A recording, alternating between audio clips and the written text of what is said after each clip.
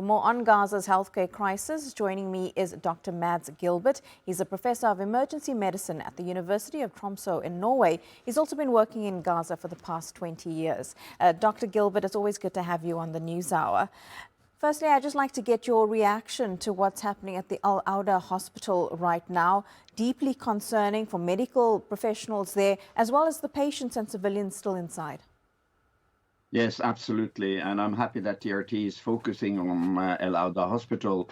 It is besieged. There is fighting around it. And the last report from OCHA also said that they were out of water. They had not any supplies of water. These 36 people that you mentioned, 12 healthcare workers and 14 unmovable patients. And they are out of all medical stocks. So the situation in Al-Awda is desperate. And I think this reflects the ongoing and systematic destruction of the Palestinian healthcare in Gaza.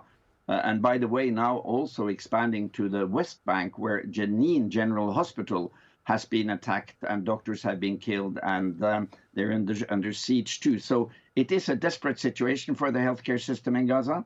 The Israeli occupation forces are systematically attacking the hospitals and the primary healthcare centers.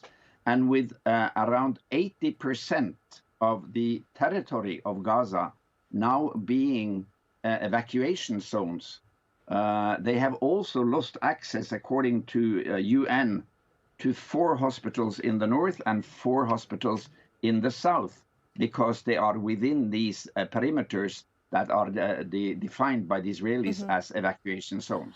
Doctor, I'm wondering then, how do medical professionals, doctors, nurses, emergency workers, even begin to try and do their jobs under desperate and frankly extreme conditions that most people would, or most medical professionals would never see in normal conditions? I mean, if you have no access to electricity or to water, how do you begin to treat people who are severely wounded?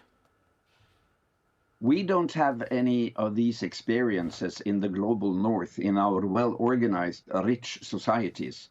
But unfortunately, the Palestinian healthcare workers are actually world experts in managing the most unmanageable situations. They are extremely brave. They are extremely good at improvising and finding solutions. And they are extremely steadfast in their loyalty to the patient and the people. So this is a certain class of humans who actually sacrifice their security, and many of them, more than 500 now, their lives in order to provide healthcare to needing people. So what we see in Gaza now, it is unimaginable bravery and a very high level of skilled healthcare workers who manage to find solutions, even if they don't have fuel, electricity, medical supplies, and so on. But of course, that said, this means that the quality or the access to needed medical treatment is greatly diminished. And this is all man-made. All of these problems in healthcare in Gaza and in the West Bank are 100% man-made by the Israeli government and the Israeli occupation forces, can be reversed immediately. And I wonder, how long is the world leaders going to sit idle and watch Israel destroy healthcare in Gaza piece by piece, attack patients, kill healthcare workers, without even providing, for example, a UN security force that could provide security for the hospitals in Gaza?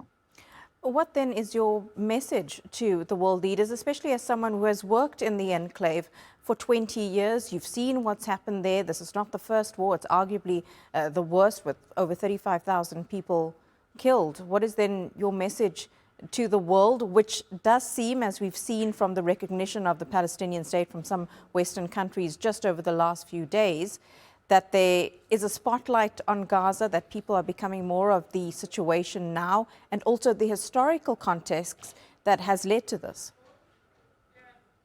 Well, my message is stand up to protect humanity, because the attacks on healthcare patients and healthcare workers and the whole people of Gaza is an attack on all of us. Because if this prevails and if Israel gets away with this, I fear for the future that we get into a new era of colonization and brutal attacks on civilians in the global south. So this is a very serious position that an organized army governed by a US and Western supported government, Israel, is allowed to harass and destroy and kill healthcare workers and patients for 7 months without any interruption is a shame. It's a disgrace for humanity, and it is a big stain on the white shirts of these Western leaders. So I urge President Biden and the EU leaders, stop all supply of weapons and money to Israel immediately. And the root cause has to be solved. That is the occupation of Palestine and the colonial settler project of Israel. There is no doubt about it. And we live in 2024. We thought we were done with colonialism. What we see in Gaza now, and particularly the attacks on healthcare and hospitals, is a brutal reminder of the darkest hours of European colonialism against the global south. This has to end, and I appeal to all the leaders, in particular Biden, stop the support and the supplies to Israel, and immediately lift the siege of Gaza and treat the Palestinians in Gaza as human beings, just like we are. Dr. Mads Gilbert, thank you so much for speaking to us. Appreciate, as always, your time.